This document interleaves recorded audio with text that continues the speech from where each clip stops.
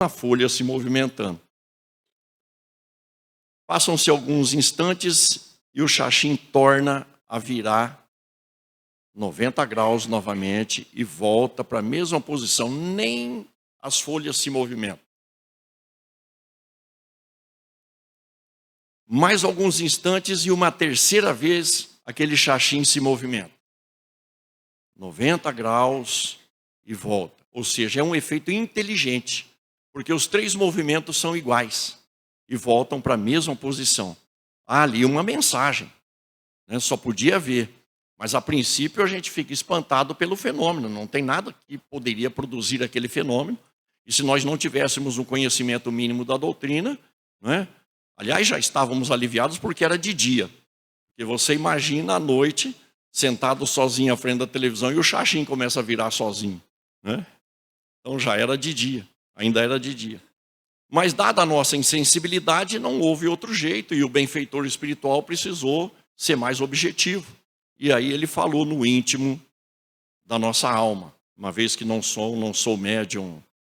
Aliás, não sou médium para nada, a não ser para fazer bobagens. Não sou médium audiente. Ele disse mais ou menos o seguinte: olha, vai começar o filme, e mesmo que você tenha que se ausentar da sala ou mesmo da sua casa, você não desligue a televisão, porque existe uma plateia aqui para assistir Jesus de Nazaré. Nós trouxemos uma plateia para tomar contato por primeira vez com o trabalho do Senhor Jesus na terra. Eu já fiquei impressionado, né?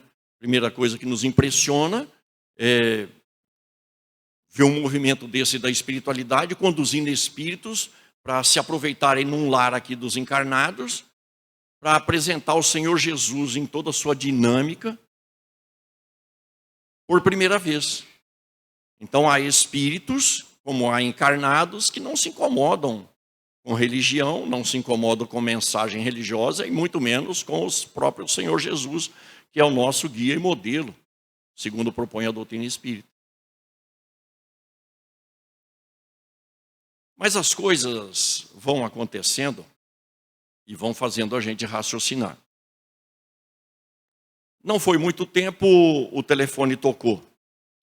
E era minha esposa, pedindo para que eu fosse buscá-la, junto com os meninos. Você tem que deixar o apartamento fechado, com a televisão ligada, né? E o som alto, para que os espíritos possam assistir. Fizemos isso e fomos embora. Então o benfeitor já sabia que nós teríamos a possibilidade de deixar o ambiente. Por isso que nos avisaram: se você tiver que sair, não desliga a televisão. Mas qual que é a mensagem, meus amigos? Nós também somos utilizados pelos benfeitores espirituais para atingir outros espíritos que necessitam do esclarecimento que nós já temos. Nós podemos ser úteis onde quer que nós nos encontremos, em benefício da espiritualidade. Mas o assunto demanda mais reflexões. Paulo de Tarso diz que nós estamos sempre rodeados por nuvem de testemunha, ou testemunhas. Em todos os cantos, em todos os locais, em todos os lugares, nós haveremos de ter espíritos junto de nós. E a doutrina diz que eles se acotovelam junto conosco nos ambientes que nós nos encontramos. Mas eu fiquei imaginando, e até hoje penso sobre isso, quando conversamos sobre isso, eu fico imaginando, existia uma plateia trazida pelos benfeitores espirituais para assistir Jesus de Nazaré dentro da minha casa. Mas e se o filme não fosse Jesus de Nazaré? Se fosse um filme de guerra, que tipo de plateia teríamos? Se fosse uma comédia escrachada, uma pornochanchada, um filme sensual, ou mesmo de sexo explícito, que tipo de plateia teria eu dentro da minha casa? Pois é disso que se trata. Na questão 456 do Livro dos Espíritos, nós vamos encontrar a informação de que os espíritos podem nos acompanhar em tudo o que fazemos, desde que o que estivermos fazendo seja de interesse deles. Ou seja, os nossos interesses encontrarão eco sempre nos interesses de outros espíritos. Na questão seguinte, questão 457, os benfeitores espirituais vão nos dizer que os espíritos podem ver os nossos pensamentos, até mesmo aqueles pensamentos que nós gostaríamos de esconder de nós próprios.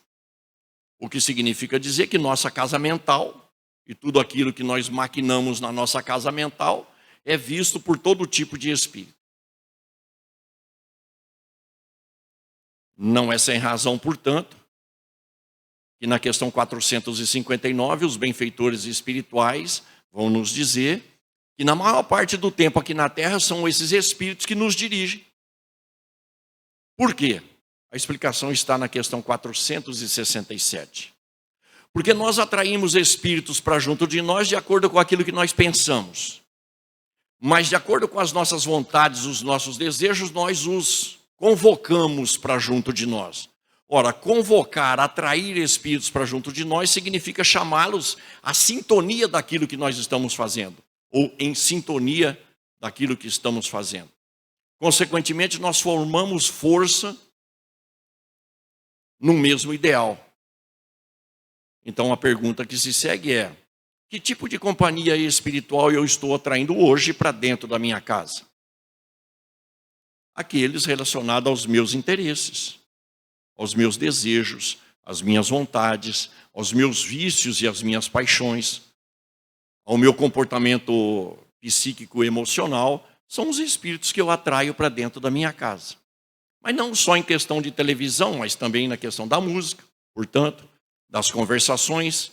Que tipo de espírito nós estamos trazendo para dentro de nossas casas? Eu me lembro, neste mesmo apartamento em que morávamos, houve um dia que, ao me levantar do sofá, fui esmurrado.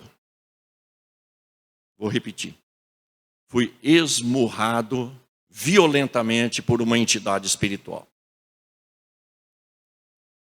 Atordoado, caí sentado no sofá e não sabia por quê. Você sente no rosto como se fosse de um encarnado, mas não te fere, mas você sente. Passaram-se alguns tempos e conversando com a nossa querida Dona Rosa Pazanelli, sem que contássemos para ela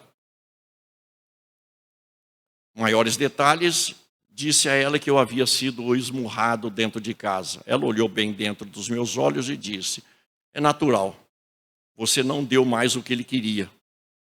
Você tirou o álcool de dentro da sua casa.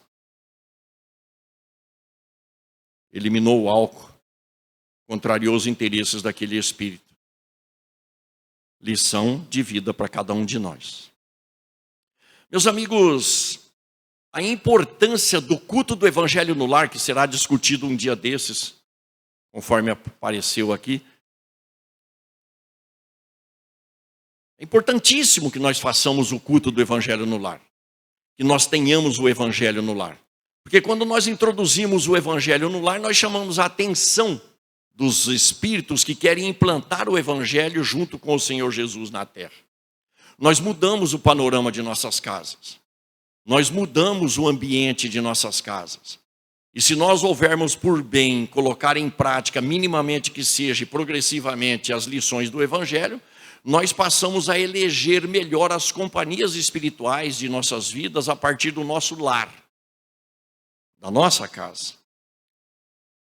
Porque, dirá a doutrina espírita, onde entra um bom espírito, o mal não permanece. O mal intencionado vai embora.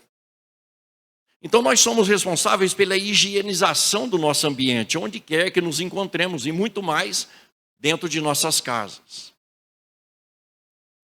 Precisamos escolher melhor o que falar, como falar, e assim sucessivamente.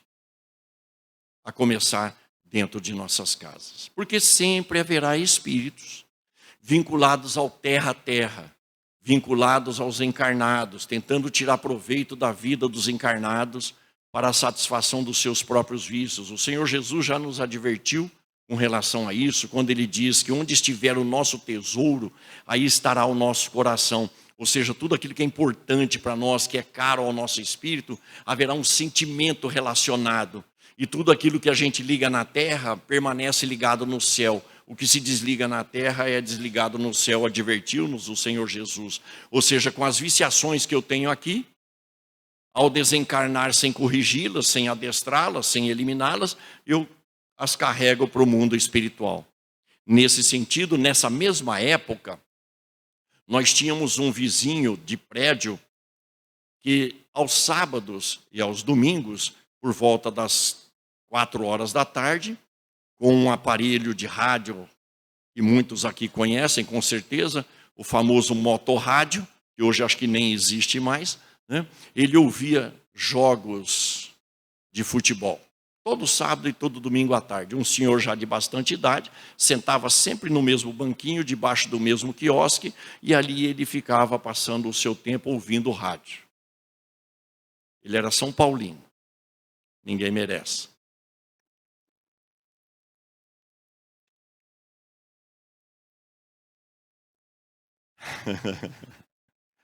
É nós. Aqui é Corinthians, mano. Mas, evidentemente, o tempo passa e ele desencarnou. E tinha muitas crianças no condomínio, os nossos filhos eram pequenos também. O meu filho mais velho tinha uma facilidade mais avançada para enxergar espíritos, né? E mediunidade em criança é muito comum.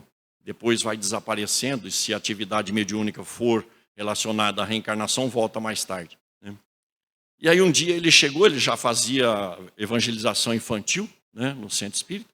Um dia ele chegou: pai, nós estamos vendo o tiozinho lá ouvindo o rádio, todo sábado e domingo. Ou seja, desencarnou e continuava ouvindo o rádio, no mesmo lugar, no mesmo ambiente. E não diga, meu filho, faz tempo, já faz algum tempinho aí que a molecada, nós estamos vendo ele. Quer dizer, desencarnou e continuou vivendo a vida de encarnado. E nós? Se desencarnarmos hoje, não é praga para ninguém não, hein? O que é que nos prenderia ao mundo físico? O que é que faria com que nós continuássemos fazendo as mesmas coisas? Já pensamos nisso? O que é que reteria o nosso espírito sentado no mesmo lugar, fazendo a mesma coisa, ou falando a mesma coisa, assistindo a mesma coisa, convivendo no mesmo ambiente? E aí, claro, nós levamos o nome, endereço, tudo certinho para o centro espírita, trabalho de intercessão, vibração, oração, e passaram-se alguns dias, nenhuma criança mais viu o nosso querido tiozinho. Figura afável, amorável mesmo, todo mundo gostava dele, mas ele vivia preso ao mundo físico. Quanto nós temos vivido presos ao mundo físico? Se tivermos, como propõe Jesus, né, esta noite poderá ser pedida a sua alma. O que é que nos prenderá no mundo físico se a hora de voltarmos ao mundo espiritual se der?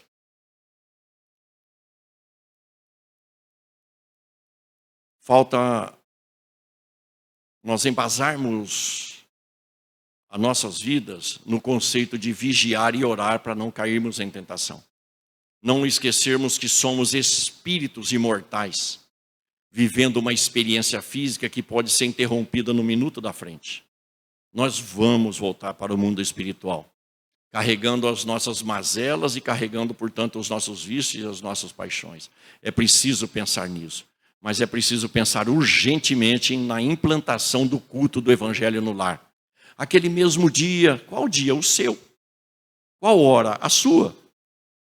Tenta reunir a família, se não conseguir, reúna-se com o teu espírito guia. 2 juntos, já Jesus no meio. Não importa se a família acompanha ou não acompanha, faça você no seu ambiente particular dentro de casa, pessoal.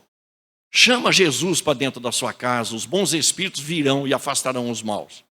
Mas vá fazendo também a sua parte, tentando colocar em prática aquilo que está sendo lido, aquilo que está sendo ensinado. Isso muda todas as coisas em nossas vidas. Então essa foi uma lição que eu aprendi já há um bom tempo, como disse lá no distante século XX.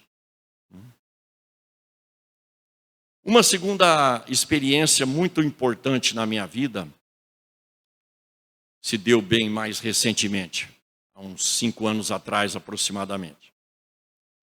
Nós estávamos de férias, eu e minha esposa, a baixinha, nós trabalhamos na mesma empresa. Mas ela não saiu de férias e eu saí. Então, como bom e disciplinado diabético, caminhada. Pelo menos umas 4, 5 vezes por semana. E naquele dia eu disse para ela, Bibelô, a baixinha, Bibelô, eu vou deixar você no trabalho e hoje eu vou mudar um pouquinho a minha caminhada. Eu vou lá na Represa Nova. Lá tem uma pista maravilhosa, vou distrair um pouco, eu caminho sempre em torno ali da Unesp, né? Nós moramos ali perto. Mas hoje eu vou deixar você no trabalho e eu volto lá para a represa para caminhar lá. E assim eu fiz, 8 horas deixei ela no trabalho, quando foi umas 8h30 eu estacionei lá na represa, mais próximo da guarita, ali onde ficam os guardas, e pensei comigo, eu vou voltar lá no ponto de início da caminhada, próximo da ponte com os arcos de concreto, né? Vou voltar lá, e aí eu pego a pista inteira pela frente. Não fazia diferença, era só caminhar, depois voltar, enfim. Mas surgiu a ideia, e eu comecei a me encaminhar para o começo da pista. Não andei muito, olhei para frente, me chamou a atenção 3 mulheres que vinham de encontro a mim. Me chamou muita atenção porque as 3 mais ou menos da mesma altura, vestidas as 3 de negro, né? Uma delas usava um chapeuzinho, a outra usava um boné e a outra não usava nada.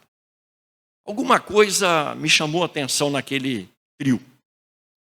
E elas conversavam entre si. E eu fui de encontro e fui observando até que passei por elas e fui de encontro ao ponto inicial da pista. E elas seguiram a caminhada.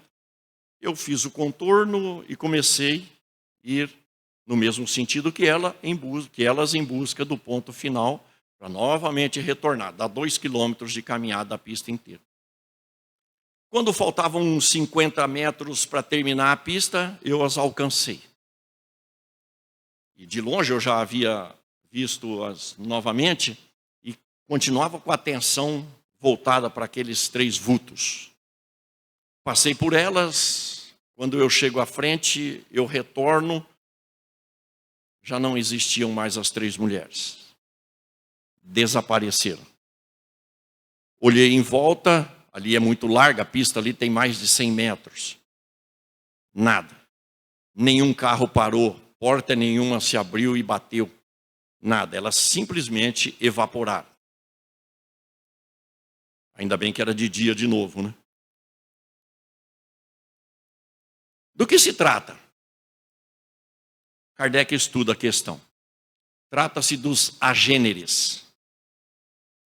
Espíritos que não tiveram uma gestação aqui na Terra, não passaram pela gestação, mas se corporificam, mas nem todo mundo consegue ver. Eu também não sou médium vidente, mas aquilo foi uma lição para o meu espírito. Ali eu estava vendo 3 mulheres dando continuidade às suas vidas de encarnadas, fazendo atividade física. Quando o espírito não tem mais necessidade disso. O Senhor Jesus tocou no assunto dos agêneres. Por isso que precisamos estudar o Evangelho com olhos de ver. Quando ele apresenta João Batista, ele fala muito claramente: dos nascidos de mulher, nenhum destes é maior do que este, que é o menor no reino dos céus. Nascidos de mulher, porque haverá agêneres aqui, que são aqueles espíritos que se corporificam vivendo a vida dos encarnados. Então, meus amigos, já pensaram na consequência disso? Você que tem medo de morto, pode ser que você esteja até conversando com o outro aí e não percebeu ainda. Se tem um desconhecido do seu lado, aí pode ser que seja um agênere. Porque há espíritos que continuam vivendo as coisas do mundo físico. Volta à questão da primeira experiência. E nós, ao desencarnarmos, vamos continuar com a mesma rotina? Com os mesmos modismos e com as mesmas manias? Ou nós vamos em busca do reino do céu, que é o reino do Espírito e a sua justiça? Muito facilmente nós somos levados pelas viciações e pelas paixões. E se nós não refletirmos, nós haveremos de dar continuidade no nosso dia a dia, mesmo tendo perdido a vida física, morando nos mesmos ambientes, andando nos mesmos carros, fazendo as mesmas coisas.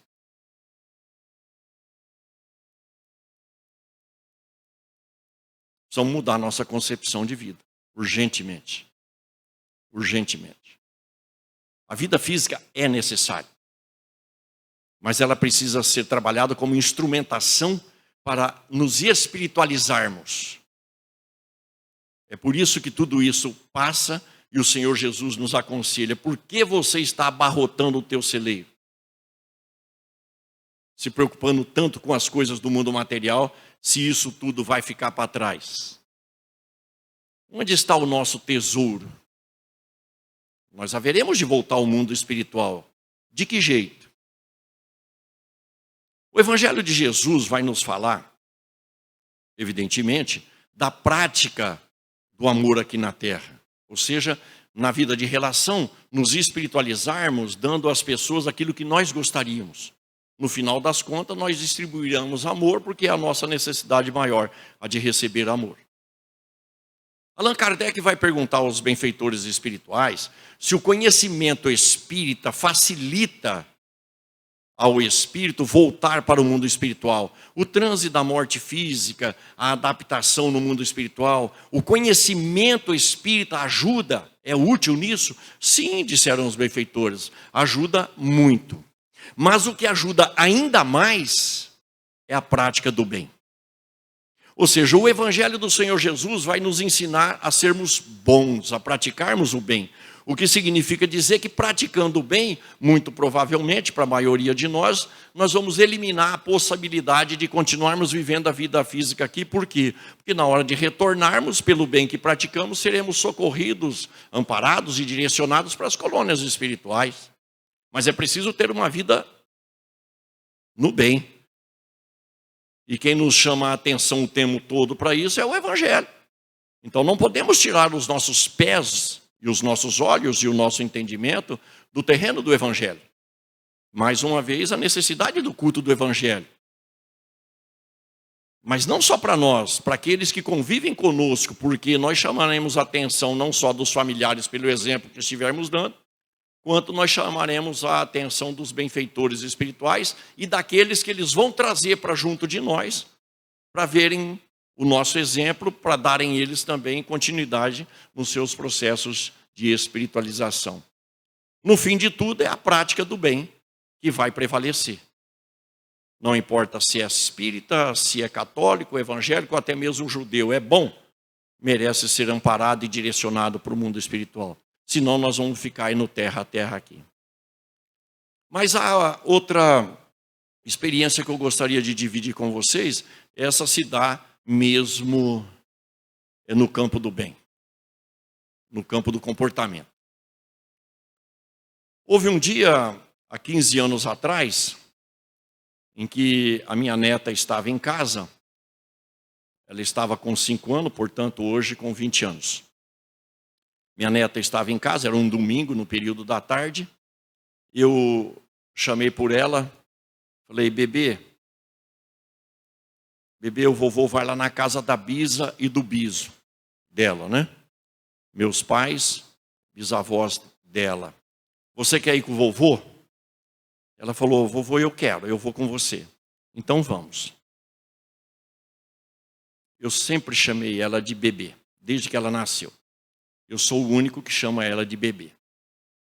Então, estamos acostumados. Isso tem uma razão de ser, eu estar falando isso agora.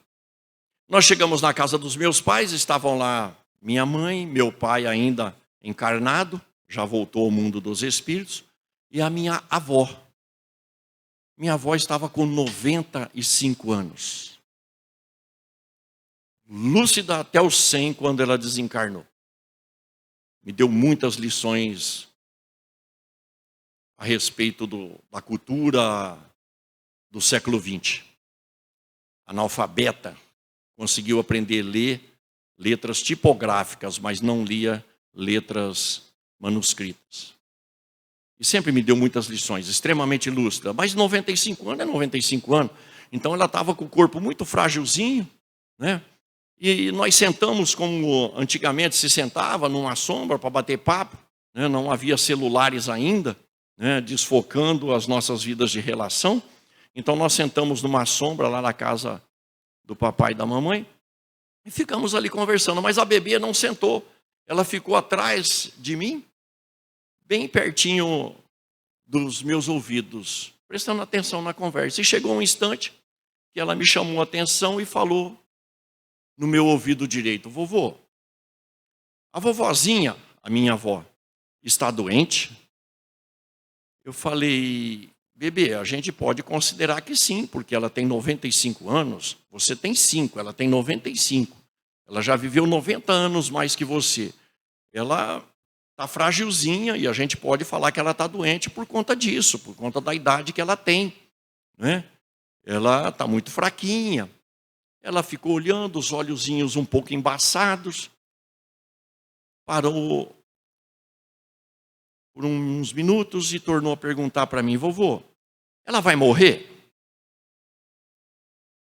Eu falei: vai.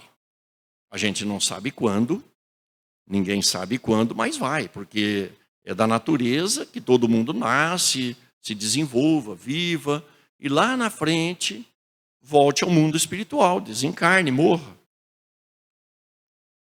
Pensou mais um pouquinho, os olhos continuavam tristes.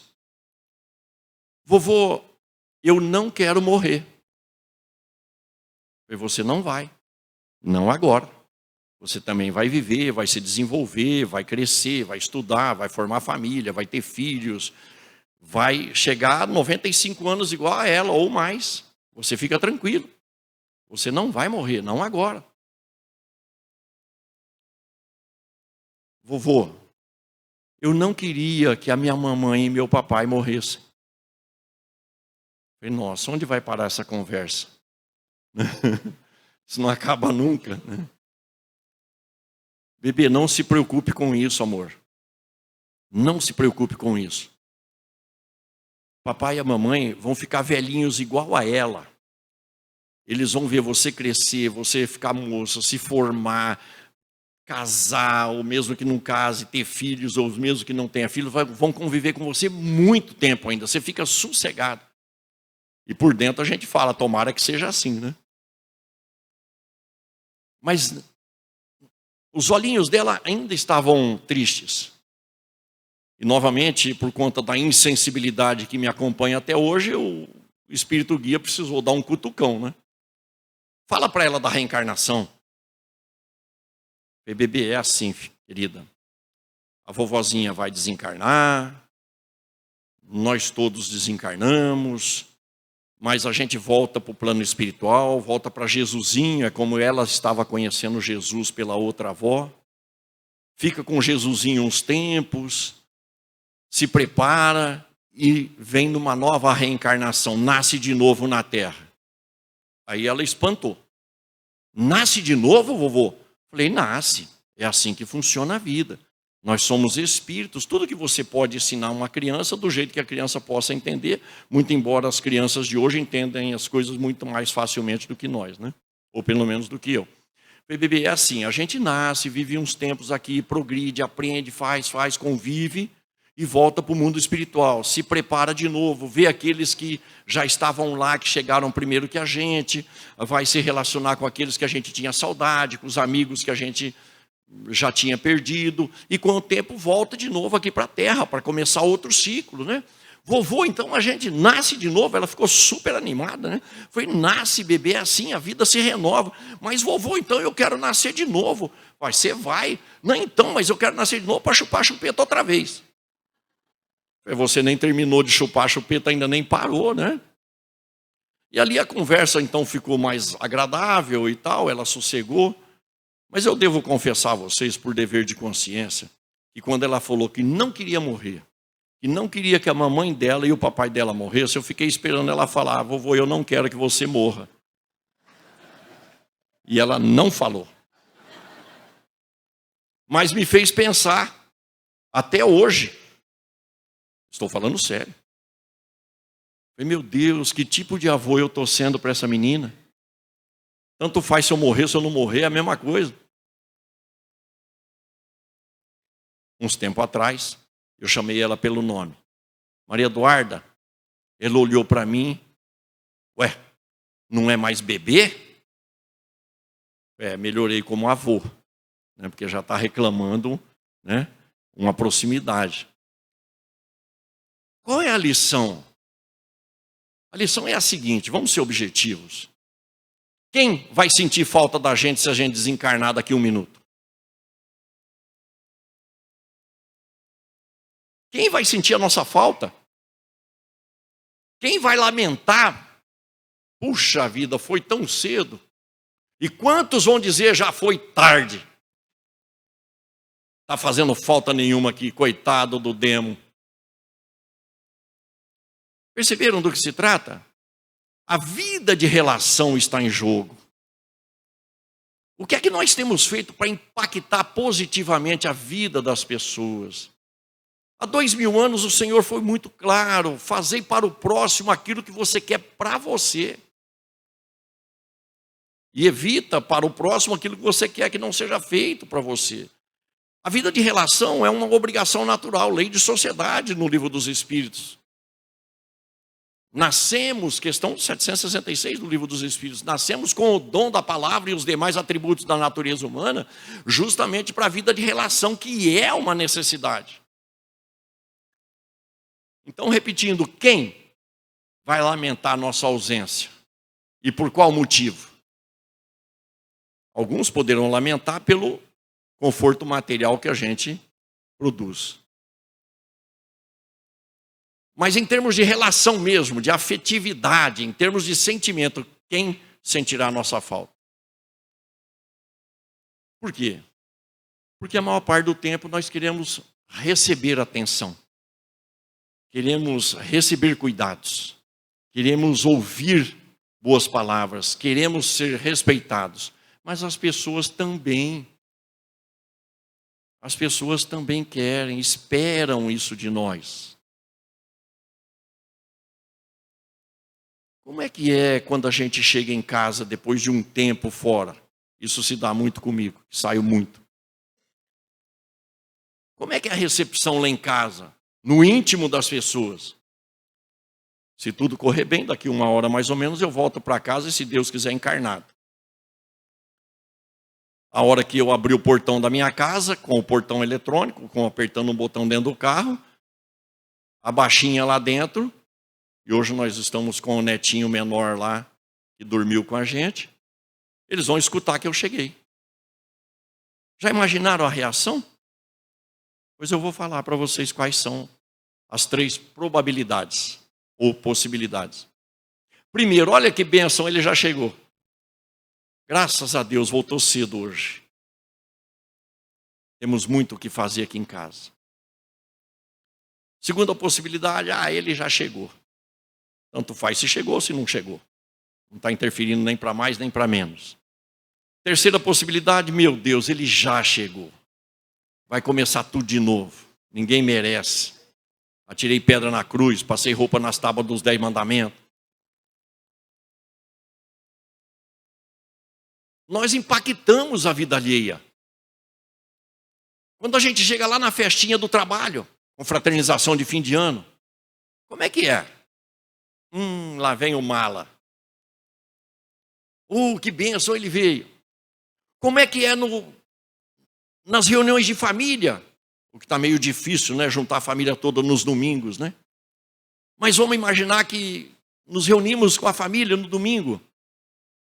E aí você fala, gente, eu preciso ir embora.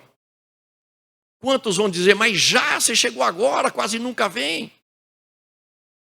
Ou quantos não vão nem se manifestar ou já fala logo um tchau?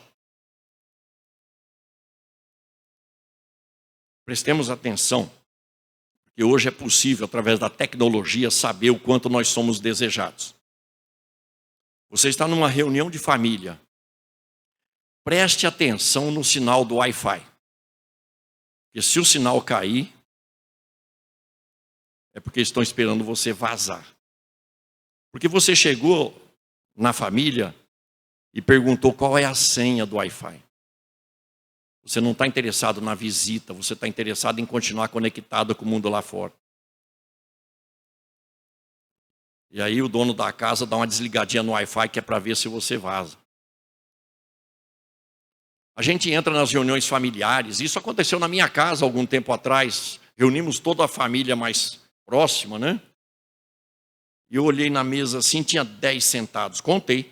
6 estavam conversando no celular com outras pessoas. E não aproveitavam aquele momento sagrado da família junto para conversar entre si. Alguma coisa está errada. A gente não conversa com quem está perto e fica conversando com quem está longe. A questão é de relações. Quanto estamos investindo em relações?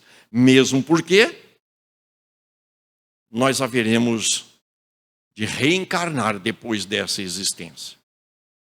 E nós teremos que elencar determinadas pessoas para reencarnarem conosco por necessidade nossa. E quantos desejarão reencarnar conosco na próxima existência? Já perguntaram para a mamãe, para o papai, para a esposa, para o marido, se querem reencarnar com você novamente na outra existência? Já perguntou para os filhos se querem ser seus filhos novamente? Ex-marido e ex-mulher não precisa perguntar, não. Ele vai ter que voltar. Quase sempre. Reconciliar com o vosso adversário enquanto estão a caminho com ele, antes de uma nova prisão, né? Mas são possibilidades. Meus amigos, a gente briga com coisa séria. Vida de relação. Quanto nós estamos investindo nas relações nas quais estamos inseridos? É preciso impactar positivamente na vida alheia, para nós obtermos o retorno. O retorno que nos fortalece a alma, que nos alegra mesmo nos momentos difíceis, porque nos mantém seguro de um ombro amigo recostado no nosso. Nós precisamos pensar nisso.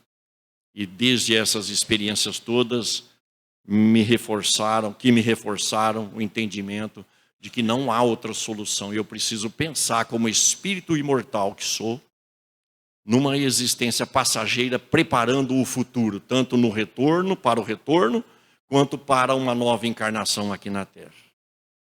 E existe uma solução para as nossas vidas. O Evangelho de Jesus está aí há 2000 anos nos concitando a amar o próximo como a nós mesmos. Repetindo, fazendo para o próximo aquilo que queremos para nós mesmos. Há 2000 anos. A doutrina espírita vem nos esclarecer sobre todas as coisas, trazendo o esclarecimento que liberta na proposta de Jesus e que eu vi muito claramente presente no rostinho da bebê, quando com 5 anos eu disse como as coisas funcionam. O conhecimento liberta, mas o amor, esse corrige todas as coisas. E esse só é possível com Jesus, mas nunca sem Kardec. Muito obrigado a todos e muita paz.